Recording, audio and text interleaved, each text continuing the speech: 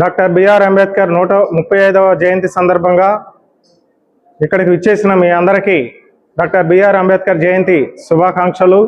అలాగే government hospital నందు ఇలాంటి కార్యక్రమాన్ని నిర్వహిస్తున్నందుకు, రోగులకు ఫ్రూట్స్ అలాగే బ్రెడ్ డిస్ట్రిబ్యూట్ చేస్తున్నందుకు కమిటీ అధ్యక్షులు జాస్టాది భాస్కర్ గారికి అభినందనలు తెలుపుతా ఉన్నాను. అలాగే డాక్టర్ బిఆర్ అంబేద్కర్ అలాంటి మహనీయుని, సంఘ సంస్కర్త, ఆర్థికవేత్త, భారతరత్న బిఆర్ అంబేద్కర్ అలాంటి మహనీయుల్ని స్మరించుకోవాల్సిన ఆవశ్యకత ఎంతైనా ఉంది.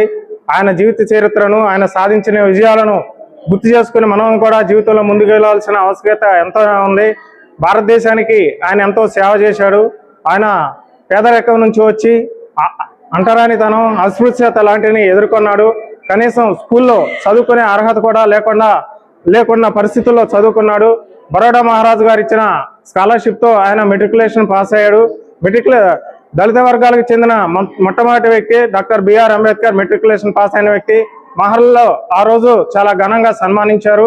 అలాగే బరోడా మహారాజు గారు ఇచ్చిన స్కాలర్షిప్తోనే విదేశాల్లో చదువుకున్నారు, డాక్టరేట్ సంపాదించారు.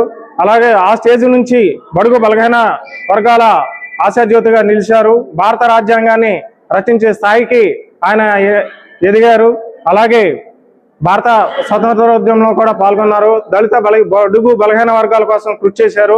ఆయన దేశ ఆర్థిక వ్యవస్థ ఎలా ఉండాలనేది కూడా పుస్తకాలు రాశారు. అలాగే 1956 డిసెంబర్ 6న ఆయన పరమపదించారు. ఈరోజు చూసుకుంటే కనుక చైనాతో 1951లోనే చైనాతో భారత్కు ముప్పు ఉందని జవహర్లాల్ నెహ్రూ గారికి ఒక సూచన చేశారు. ఆ సూచనను జవహర్లాల్ నెహ్రూ పట్టించుకోలేదు. అలాగే 1959లో కూడా సర్దార్ వల్లభాయ్ పటేల్ చైనాతో భారత్కు ముప్పు ఉందన్నారు. ఆ సూచన కూడా జవహర్లాల్ నెహ్రూ గారు పట్టించుకోలేదు. అలాగే 1962లో చైనాతో మనకి యుద్ధం వచ్చింది.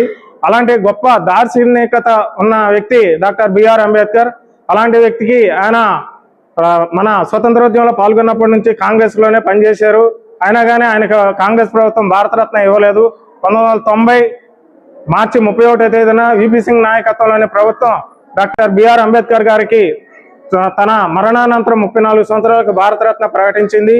అలాంటి గొప్ప వ్యక్తిని స్మరించుకుని, అలాగే ఇలాంటి గొప్ప కార్యక్రమాలు నిర్వహిస్తున్న జాస్టాది భాస్కర్ గారికి అభినందనలు తెలియజేస్తూ ఉన్నాను. అలాగే ఇలాంటి కార్యక్రమాలను ప్రోత్సహిస్తున్న మన హాస్పిటల్ సూపరింటెండెంట్ ఆనందబాబు సార్కి కూడా ధన్యవాదాలు తెలియజేస్తూ ఉన్నాను. ఇలాంటి కార్యక్రమాలు మళ్ళీ చేపట్టాలని కోరుకుంటూ నా వంతు సహాయ సహకారాలు కూడా అందిస్తానని తెలియజేసుకుంటాను. Thank you. One and all అండి.